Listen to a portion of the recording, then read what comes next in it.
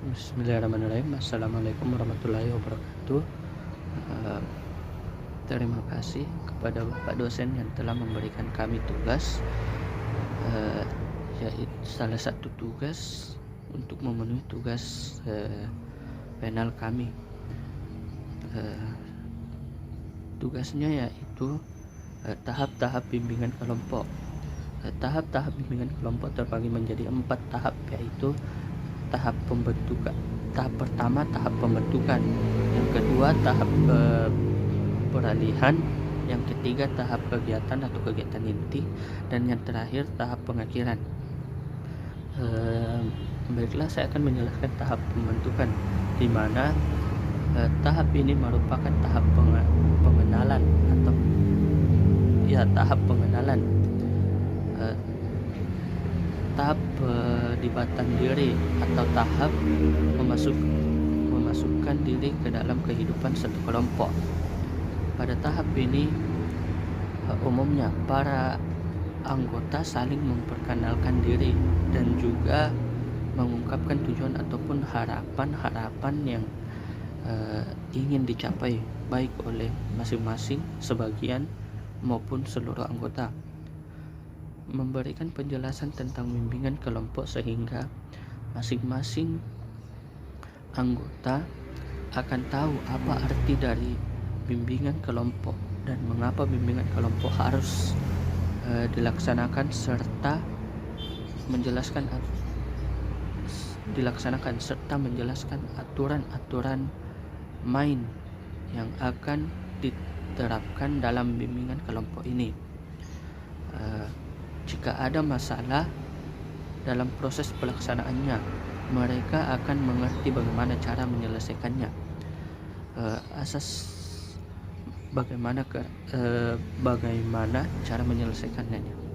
cara menyelesaikannya. Kemudian tahap kedua yaitu tahap peralihan. Tahap kedua merupakan jembatan, di mana tahap ini akan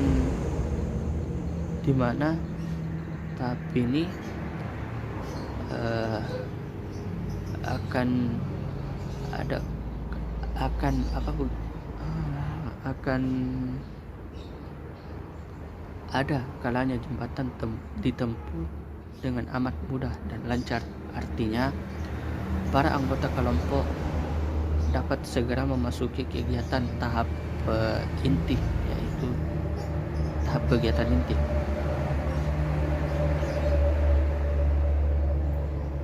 Dengan penuh kemauan dan kesukarelaan. Ada kalanya juga jembatan itu ditempuh dengan susah payah. Artinya, para anggota kelompok enggan memasuki tahap kegiatan kelompok yang sebenarnya, yaitu tahap ketiga. Adapun yang dilakukan dalam tahap ini yaitu yang pertama, menjelaskan kegiatan yang akan ditempuh pada tahap berikutnya.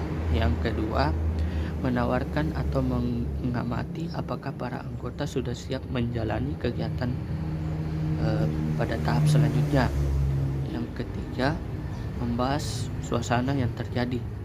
Yang keempat, meningkatkan kemampuan keikutsertaan anggota. Dan yang terakhir,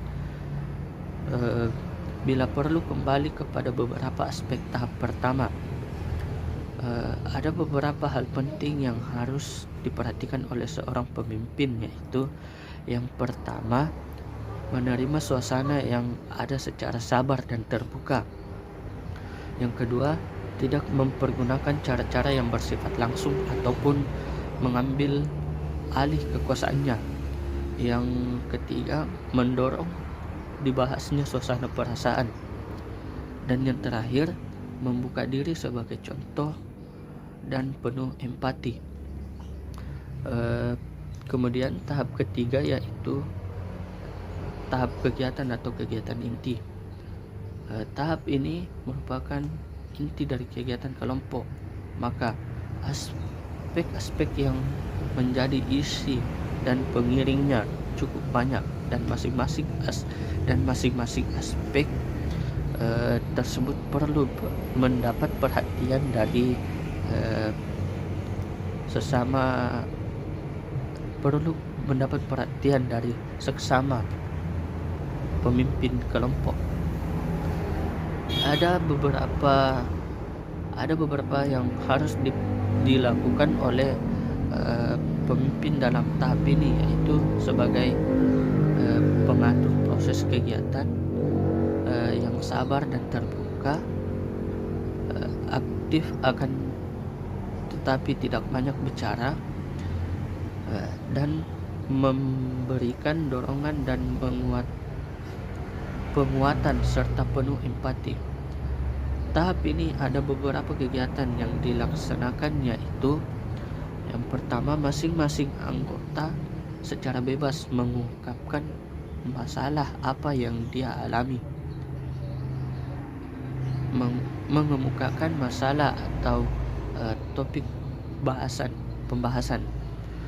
Yang kedua, menentukan masalah atau topik yang akan dibahas terlebih dahulu. Yang ketiga, anggota membahas masing-masing topik secara mendalam dan tuntas. Dan yang terakhir adalah kegiatan selingan. Kegiatan tersebut dilakukan dengan tujuan agar dapat terungkapnya masalah yang dihadapi seorang konseli atau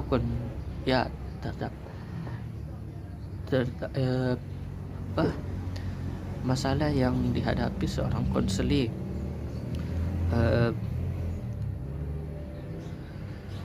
Selain itu dapat terbahasnya masalah yang dihadapi seorang konseli,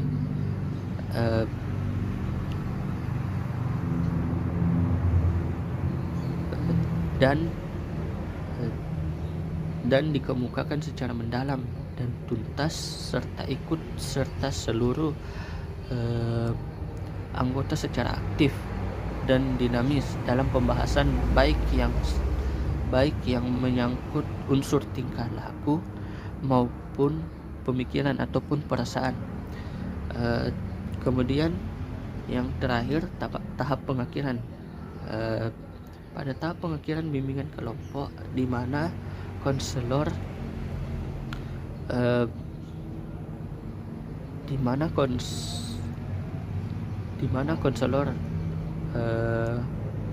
mendapat pokok perhatian utama bukanlah pada beberapa kali kelompok itu harus bertemu, tetapi pada hasil yang telah dicapai oleh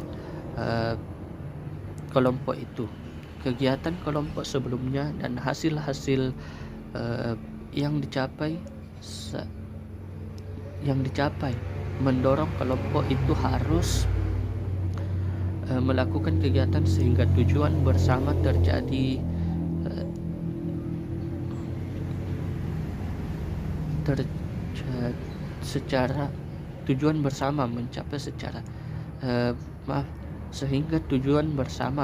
tercapai secara penuh. Dalam hal ini ada kelompok yang menetapkan diri sendiri kegiatan dalam hal ini ada beberapa yang ada kelompok yang menetapkan sendiri kapan kelompok itu akan berhenti melakukan kegiatan dan kemudian bertemu kembali untuk melakukan kegiatan. Adapun beberapa hal yang dilakukan pada tahap ini, yaitu yang pertama, pemimpin kelompok mengemukakan bahwa kegiatan akan segera diakhiri. Yang kedua, pemimpin dan anggota kelompok mengemukakan kesan dan hasil-hasil kegiatan. Yang ketiga, membahas kegiatan lanjutan. Dan terakhir, keempat, mengemukakan pesan dan harapan. Setelah kegiatan kelompok memasuki memasuki pada tahap pengakhiran, kegiatan kelompok hendaknya dipusatkan pada pembahasan dan penjelajahan tentang apakah para anggota kelompok mampu menerapkan hal-hal yang mereka pelajari dalam suasana kelompok pada kehidupan nyata mereka sehari-hari. Demikian